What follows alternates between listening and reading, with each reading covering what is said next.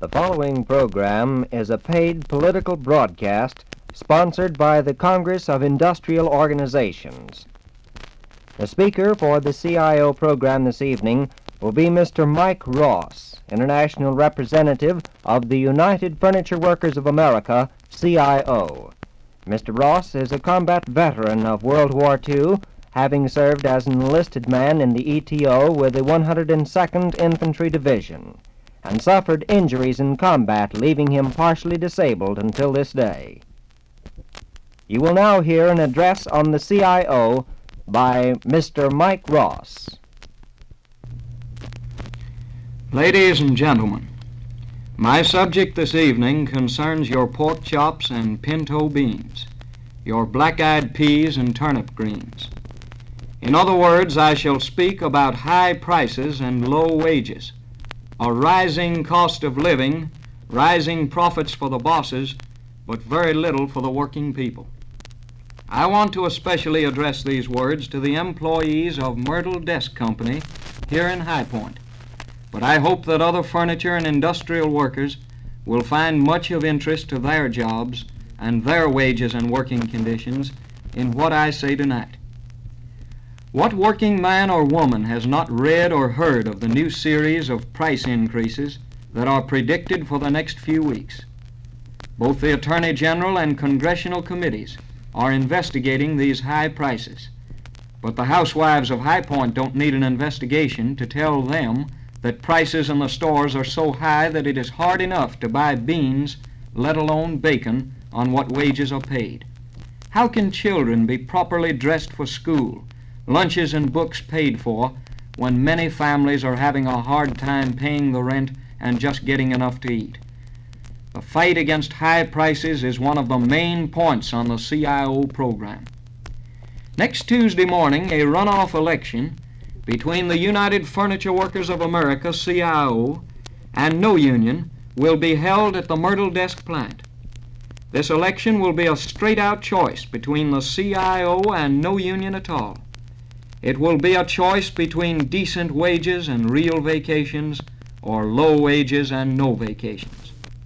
When you vote yes or no in Tuesday's election, you are really voting as to whether you want to open the door to better things and better days, or close that door and go back to 1932 breadlines, wage cuts, and 10-cent wages.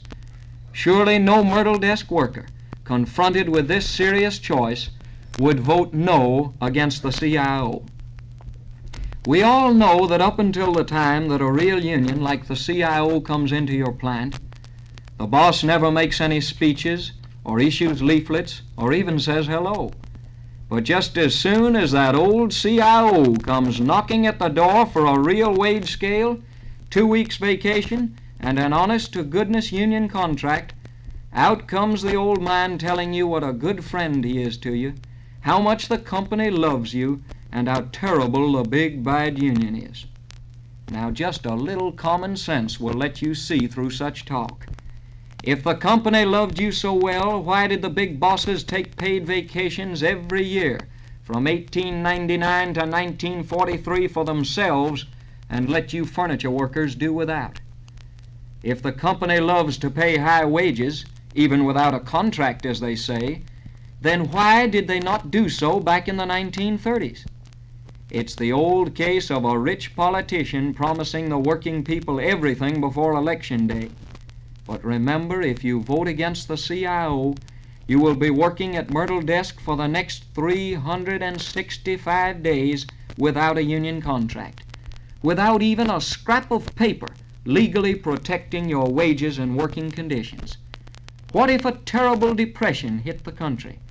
Don't the same men run your company that ran it in 1931, 32, and 33? Do you think they have forgotten the old 10 and 15-cent wages, even though you workers have left them far behind? And you older workers at Myrtle Desk must recall the Depression days. Do you want to go back to that? The only real guarantee against depression wages is a CIO contract. There are quite a few younger workers at Myrtle Desk, and many of these men are war veterans.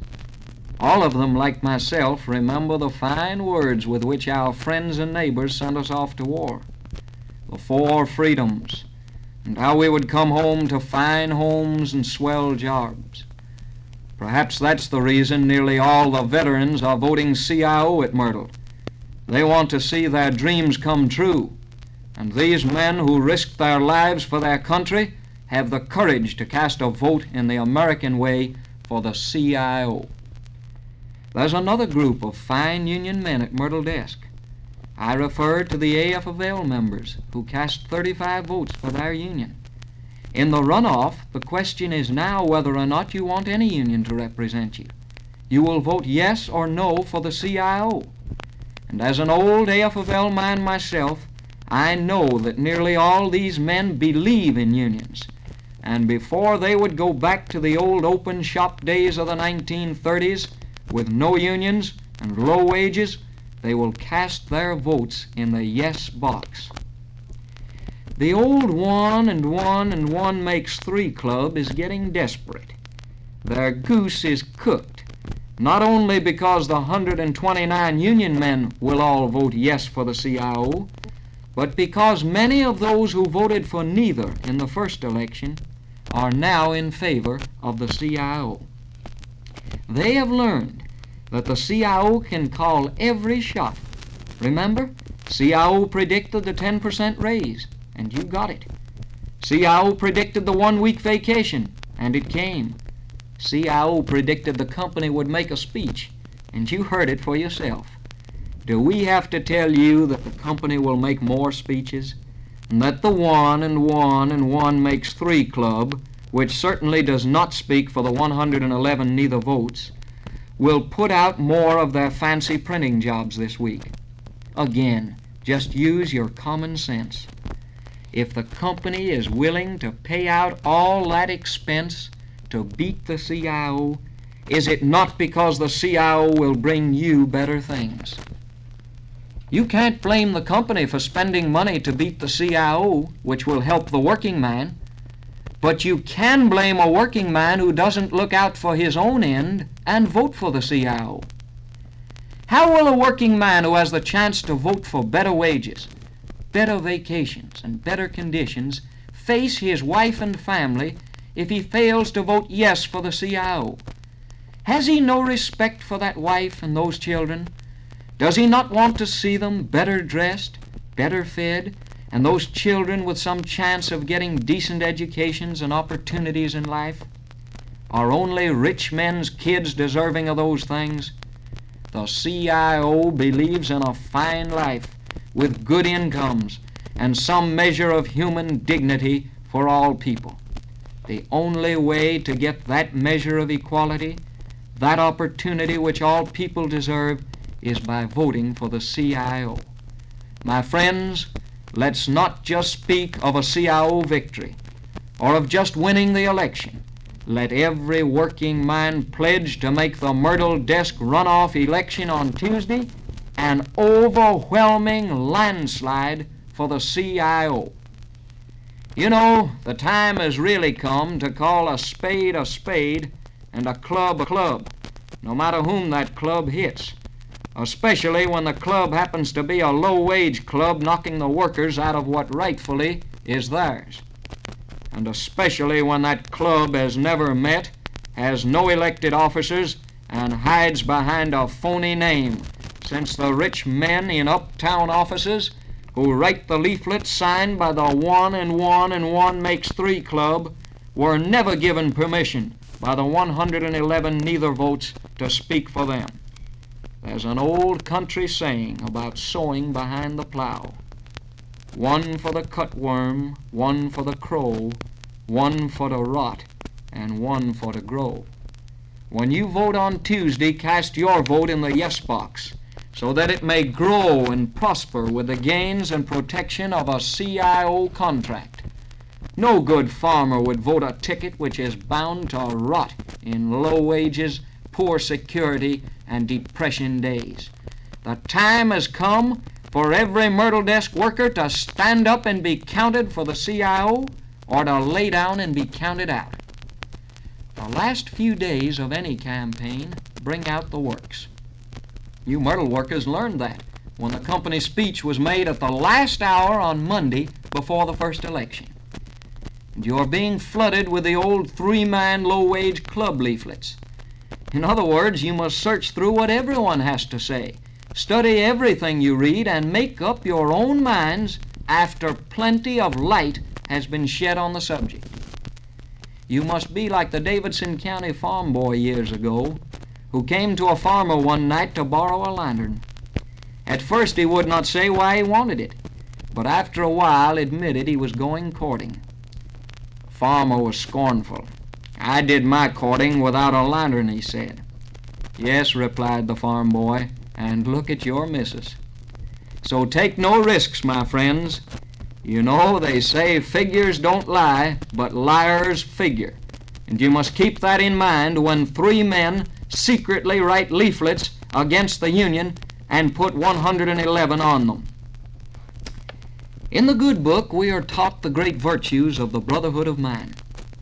Each of us with an ounce of decency in him must learn to apply this to life's problems, so that we are always building the brotherhood of men to achieve a better life and some measure of the kingdom of God here on earth. That is the CIO program. That is why so many preachers and church leaders are also CIO leaders. That is also why so many religious workers at Myrtle Desk are in the forefront of the good fight to bring the abundant life to High Point through the CIO. The CIO program in the South means something to every citizen of our community. Why should Southern workers receive less pay for the very same work as is done throughout the North and West? Are our people in the South not American citizens, deserving of the same pay, the same standards, and the same way of life as other workers? The CIO fights to do away with the wage differential by which our Southern workers are discriminated against.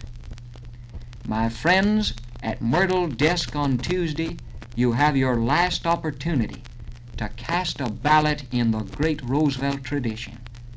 Your last chance to leave open the door to better wages, vacations, and union contracts. The question on your ballot can be answered yes or no. Join the great majority at Myrtle who are voting yes for better days and security. Put your X in the yes box and join 7 million CIO workers all over the country who are enjoying real American standards of living. Be sure to hear the program Civilian Defense 1947. That's the name of next week's CIO program. Workers from Myrtle Desk Company will be here at this microphone to tell you of their struggle to earn a living, their own story of how they fight for their CIO union in High Point. Be sure to hear Civilian Defense 1947 at 6:45 Monday evening, same station.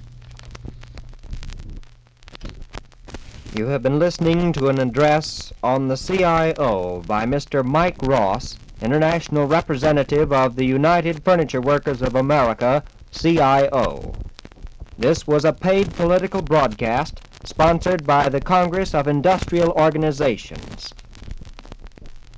This is the Enterprise Station, WHPE, High Point, North Carolina.